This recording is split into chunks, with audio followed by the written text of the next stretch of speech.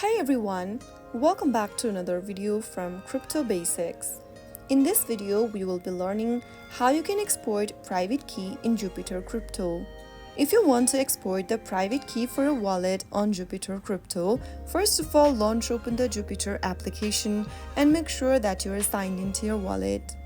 Now whenever you want to export your private key, go to the top left corner and tap on your wallet's name drop down. This will open up the wallet manager page. Go ahead and tap on the three dot right next to your wallet you want to backup or export, and in the pop-up click on show private key. Now go through the information. Your private key is the only way to recover your wallet, so do not let anyone see your secret phrase or private key. Do not share your private key with anyone for the security of your wallet.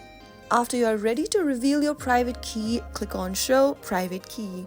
Once you reveal your private key, simply tap on the Copy button to copy your private key to clipboard. Now go ahead and open up any folder or file where you want to back up your private key.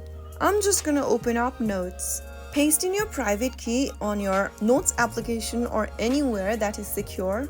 And after you are done, you will be able to back up your private key. Once you are done with it, you can then recover your wallet on any devices with the help of your private key.